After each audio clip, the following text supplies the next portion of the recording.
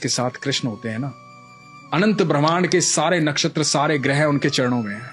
ये नक्षत्र खराब है, ये ग्रह खराब है।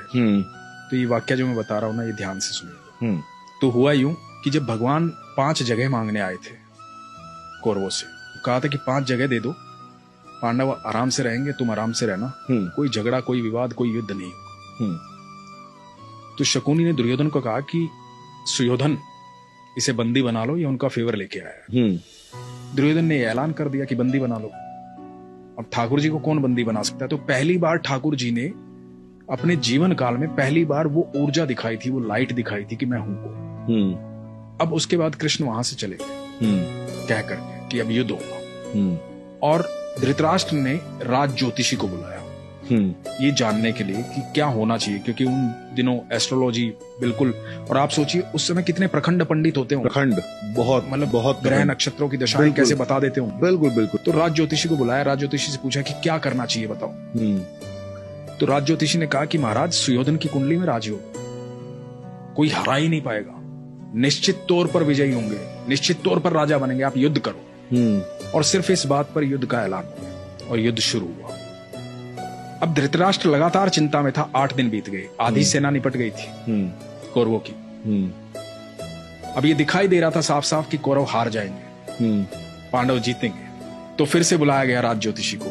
धृतराष्ट्र बैठे हुए हैं, महात्मा विदुर बैठे हुए हैं, और राज ज्योतिषी को पूछा गया कि भाई ये क्या हो रहा है? तो कह रहा था कि सुयोधन राजा बनेंगे। अब तो 8 दिन बीत गए, आधी से ज्यादा सेना निपट चुकी है हमारी। तो पता है राज ज्योतिषी ने क्या कहा था?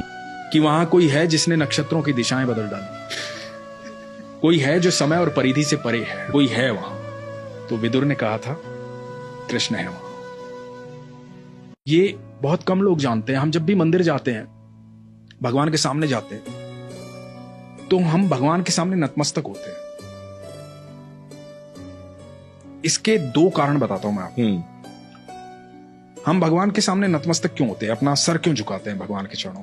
जब हम भगवान के चरणों में अपना सर झुकाते हैं ना, नतमस्तक हो जाते हैं, तो जितना बोझ हमारे इस मस्तिष्क में होता है ना, जितनी दुविधाएं चल रही होती है, सारी दुविधाएं भगवान के चरणों में गिर जाती हैं और भगवान रोंद देते हैं।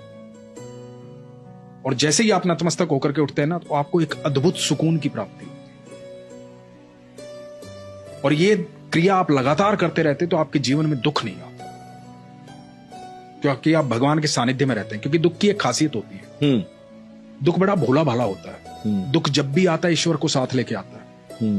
जैसे ही दुख आएगा आपको ईश्वर याद आएंगे। ये बात तो है, भोला भाला होता है। दुख को बेचारे को पता ही नहीं होता तो साथ किसके चल रहा है। वो ईश्वर को साथ लेके आता है। उस वक्त में जो व्यक्ति ईश्वर को देखता है, उसके लिए दुख हमेशा के लिए गायब हो जाता है, और जो दुख को देखता है उसके लिए ईश्वर हमेशा के लिए चले जाते हैं। ये आप पर निर्भर करता है कि आप चुनते क्या, दुख और ईश्वर।